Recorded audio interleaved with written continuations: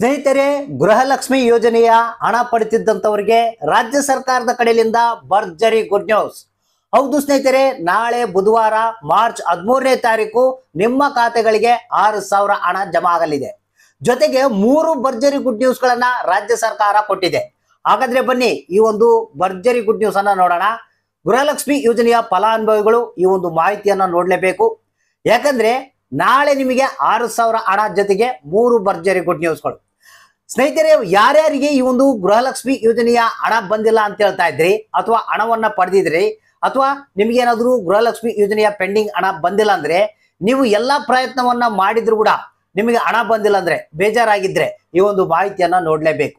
ಯಾಕಂದ್ರೆ ಪ್ರತಿಯೊಬ್ಬರಿಗೂ ಇದೊಂದು ಭರ್ಜರಿ ಗುಡ್ ನ್ಯೂಸ್. ಹಾಗಾದ್ರೆ ಬನ್ನಿ ಇದ್ರ ಬಗ್ಗೆ ಕಂಪ್ಲೀಟ್ ಆದಂತ ಮಾಹಿತಿಯನ್ನ ತಿಳಿಸ್ಕೊಡ್ತಾ ಇದ್ದೀನಿ. ಗೃಹಲಕ್ಷ್ಮಿಯರು ಏನಿದ್ದಾರೆ ಈ ಒಂದು ಮಾಹಿತಿಯನ್ನ ಪೂರ್ತಿಯಾಗಿ ನೋಡಿ, ಜೊತೆಗೆ ಆದಷ್ಟು ಎಲ್ಲಾ ಮಹಿಳೆಯರಿಗೆ ಈ ಒಂದು ಮಾಹಿತಿಯನ್ನ ಶೇರ್ ಮಾಡಿ, ಜೊತೆಗೆ ವಿಡಿಯೋಕ್ಕೆ ಒಂದು ಲೈಕ್ ಅನ್ನ ಕೊಟ್ಟು ನಮ್ಮ ಚಾನಲ್ಗೆ ಸಪೋರ್ಟ್ ಅನ್ನ ಮಾಡಿ.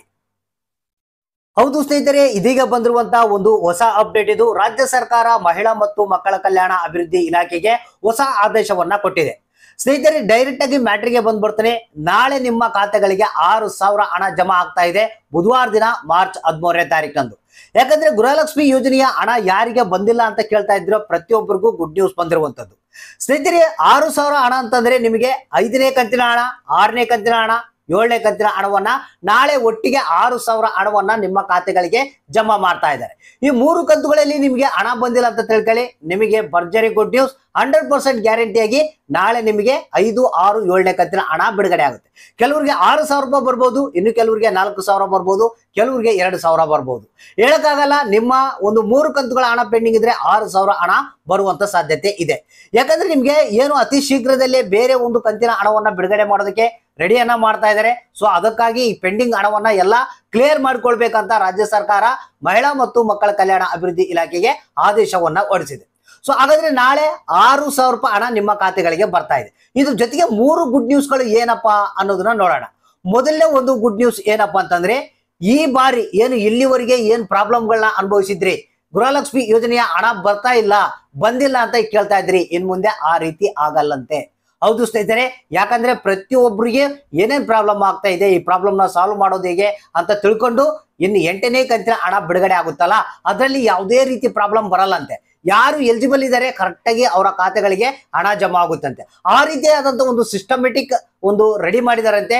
ನಿಮಗೆ ಮುಂದಿನ ದಿನಗಳಲ್ಲಿ 8ನೇ ಕಂತಿನ ಹಣದಲ್ಲಿ ಈ ರೀತಿಯಾಗಿ ಪ್ರಾಬ್ಲಮ್ ಆಗಲ್ಲಂತೆ.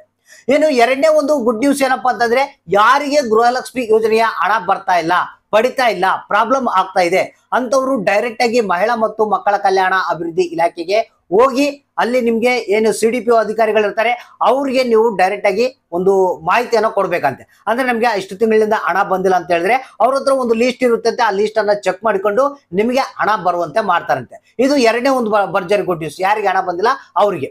ಇನ್ನು 3ನೇ ಒಂದು ಗುಡ್ ನ್ಯೂಸ್ ಏನಪ್ಪಾ ಅಂತಂದ್ರೆ, ನಿಮಗೆ ನಾಳೆ ಏನು 6,000 ಹಣ ಬಿಡುಗಡೆ ಆಗ್ತಾ ಇದೆ.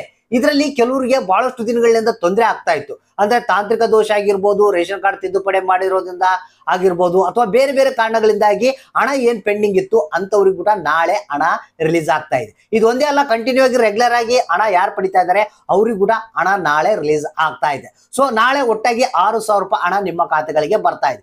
ಈ ರೀತಿಯಾಗಿ ನಾಳೆ ಬುಧವಾರ ನಿಮ್ಗೆ ಶುಭ ದಿನ ಅಂತ ಹೇಳ್ಬೋದು. ನಿಮ್ಗೆ ಒಟ್ಟಿಗೆ 6,000 ಜೊತೆಗೆ 3 ಭರ್ಜರಿ ಗುಡ್ ನ್ಯೂಸ್ ಗಳನ್ನ ರಾಜ್ಯ ಸರ್ಕಾರ ನಿಮಗಾಗಿ ಕೊಟ್ಟಿದೆ ಅಂತಾನೆ ಹೇಳ್ಬೋದು.